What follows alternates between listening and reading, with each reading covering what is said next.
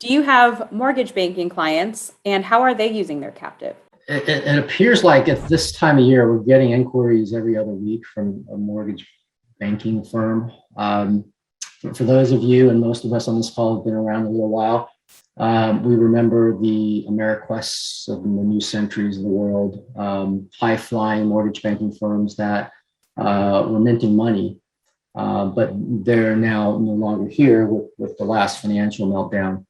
And the reason for that is because when these originators bundle up these loans and sell them off, they're making representations on the quality of the loan portfolio.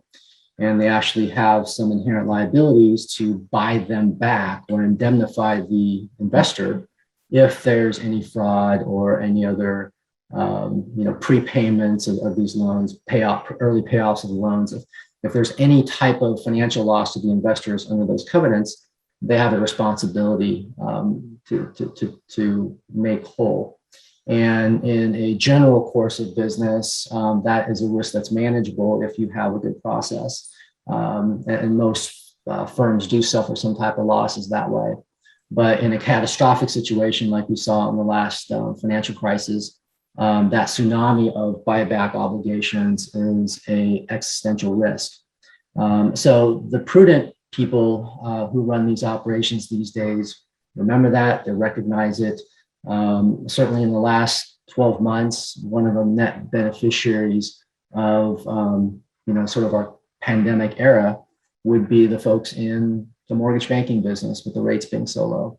And so they recognize that there is tremendous risk, not only in the origination, but also if they're servicing a portfolio with a lot of the regulatory oversight of consumer protection.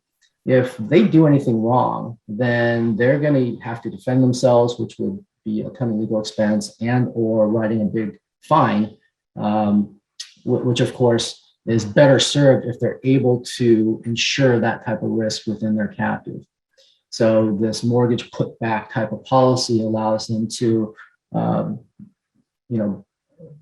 formalize the shifting of that risk to this insurance company. They can write a current year premium for it, take a deduction for it, and grow the assets within this insurance company such that if any of those types of large esoteric risks claims occur, that they have the capital to be able to pay that versus having to come out of cash flow and scramble for cash.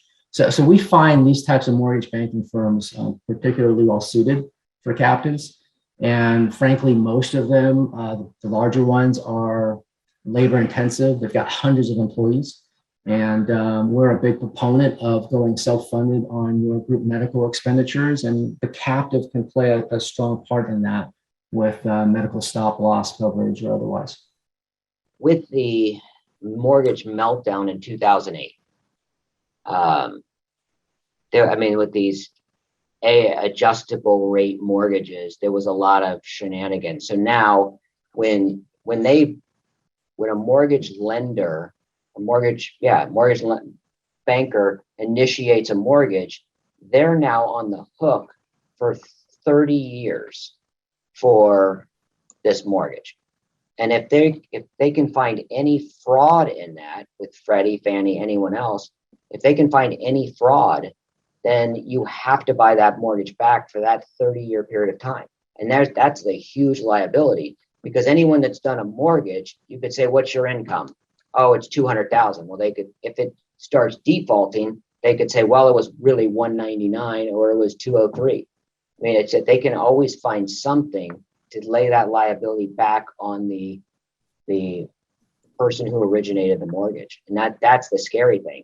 And as Max said, if you service mortgages, let's say you're servicing mortgages for Freddie, Fannie, somebody else, in your servicing fee, there's actually a fee part of your fee is for you taking the risk for buying back that mortgage if it doesn't work. So it's already set. I mean, they're already getting paid. The servicers are, in order to take that risk. And that's a really good third-party way to quantify how much premium should somebody pay, because it's the same amount that, Freddie, Fannie are paying you to service these mortgages.